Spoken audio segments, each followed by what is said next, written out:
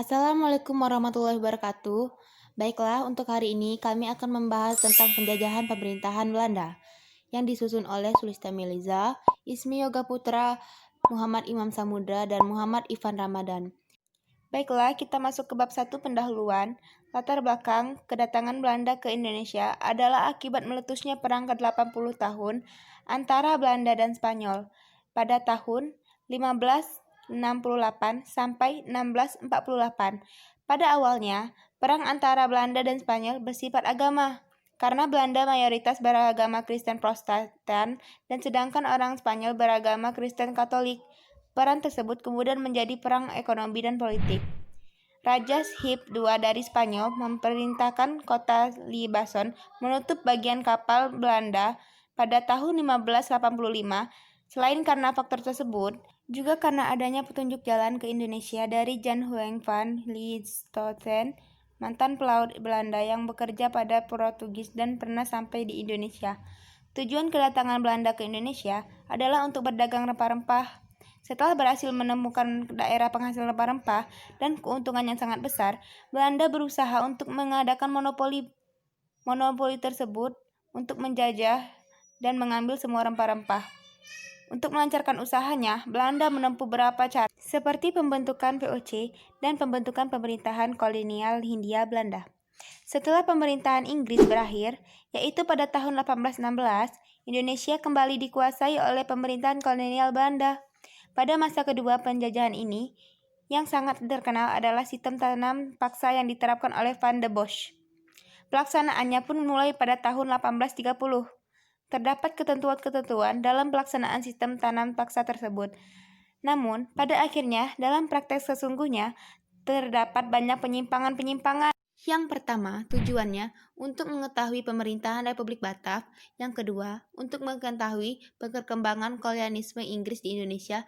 Dan yang ketiga, untuk mengetahui dominasi perkembangan Belanda. Dalam periode itu, pemerintahan harus melakukan penghematan anggaran. Biaya untuk menumpas perang di Ponorogo pada tahun 1825 sampai 1830 dan untuk melaksanakan kurus dalam rangka usahanya menguasai Indonesia, Belanda secara licik menjalankan politik pecah belah, sehingga kerajaan-kerajaan yang saling bertentangan itu menjadi lemah. Kesempatan inilah yang digunakan oleh Belanda untuk menjajah Indonesia. Kita masuk ke bagian rumusan masalah. Yang pertama, bagaimana pemerintahan Republik Batak. Yang kedua, bagaimana perkembangan kolonialisme Inggris di Indonesia. Yang ketiga, bagaimana dominisasi perkembangan Belanda. Tujuan pembelajaran ini yang pertama, untuk mengetahui pemerintahan Republik Batak. Yang kedua, untuk mengetahui perkembangan kolonialisme Inggris di Indonesia. Yang ketiga, untuk mengetahui dominasi perkembangan Belanda. Warahmatullahi wabarakatuh. Perkenalkan, nama saya Ismi Yoga Putra. Di sini saya akan membahas tentang masa pemerintahan Republik Batak. Pada tahun 1795 terjadi perubahan di Belanda. Muncullah kelompok yang menamakan dirinya kaum patriot.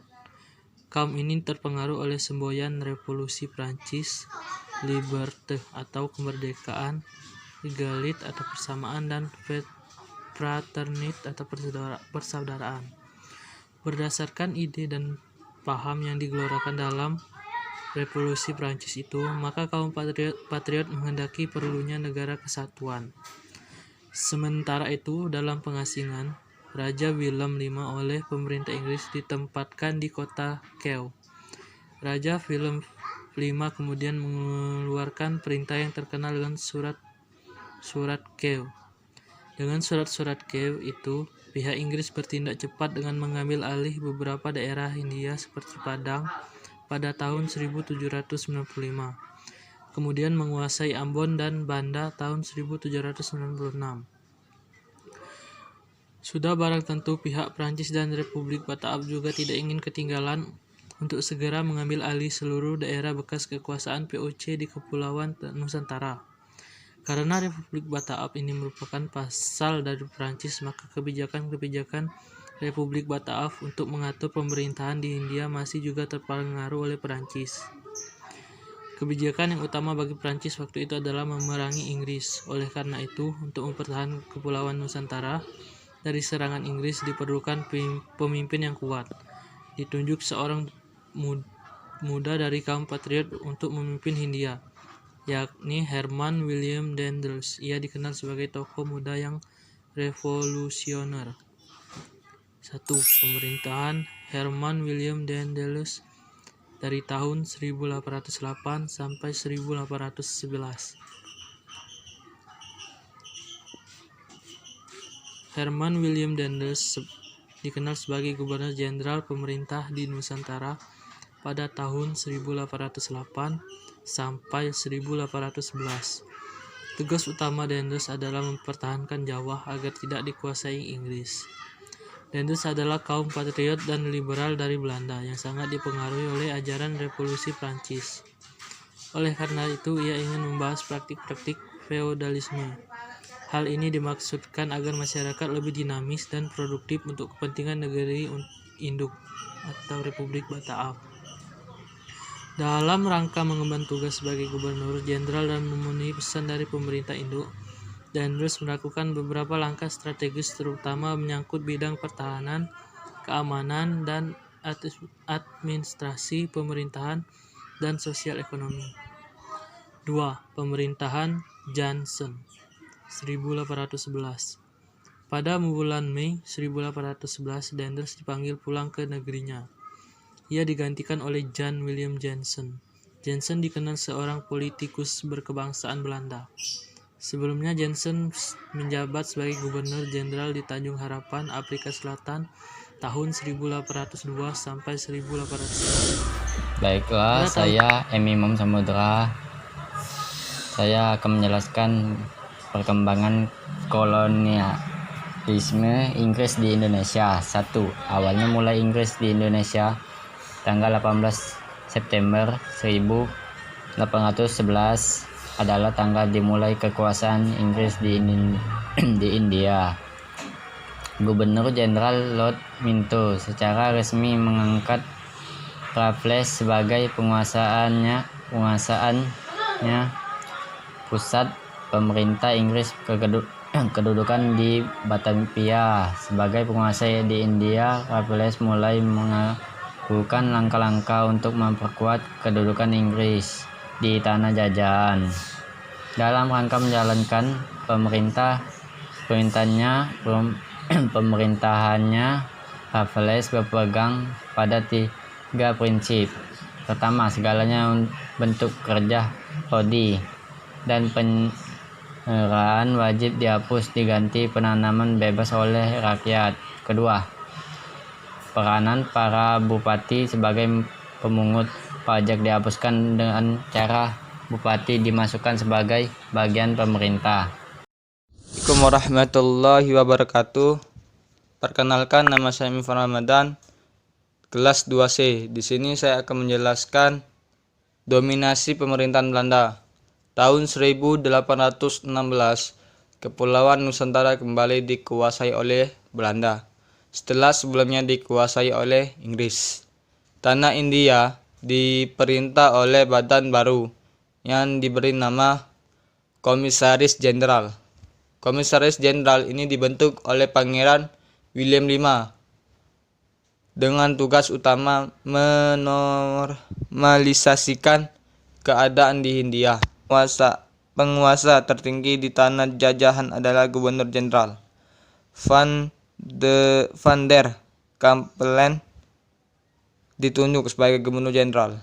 Ia ingin melanjutkan strategi jalan tengah, yaitu perbedaan antara kaum liberal dan kaum konservatif terkait dengan pengelolaan tanah jajahan untuk mendatangkan keuntungan sebesar-besarnya belum mencapai titik temu.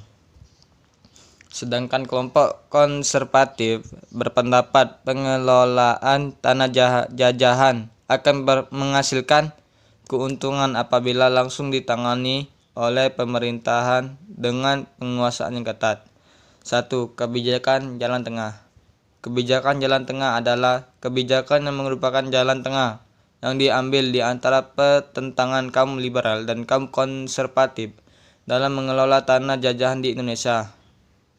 Namun kebijakan ini tidak berjalan mulus. Akhirnya pada tahun pada 22 Desember 1818 pemerintah memberlakukan UU yang menegaskan bahwa penguasa tertinggi di tanah jajahan adalah Gubernur Jenderal. Jadi, kesimpulan yang kita dapat dari pembahasan-pembahasan berikut yaitu Belanda datang pertama kali ke Indonesia pada tahun 1596 sampai 1811 dan yang kedua kalinya pada tahun 1814 sampai 1904. Tujuan kedatangan Belanda ke Indonesia adalah untuk memonopoli perdagangan rempah di Indonesia. Dan untuk melancarkan usahanya, Belanda menempuh beberapa cara dengan membentuk VOC pada tahun 1902 dan membentuk pemerintahan kolonial Belanda Hindia. Indonesia pada masa pemerintahan Hindia Belanda sudah mengalami berbagai pergantian gubernur jenderal, tetapi yang paling mengesalkan masyarakat itu pada Gubernur Raffles, Daedalus, Van der Bos, dan Van Hornigop yang menerapkan sistem tanam paksa, penjajahan wajib hasil pertanian, penyewaan tanah kepada rakyat, penyewaan desa pada pihak swasta, dan pembuatan jalan dari Anyar sampai Pakuan. Terima kasih telah mendengar video ini. Salah dan kurang lebihnya kami mohon maaf, kepada Allah kami mohon ampun. Billahi taufiq wal hidayah. Wassalamualaikum warahmatullahi wabarakatuh. Kami tutup sampai sekarang. Bye-bye.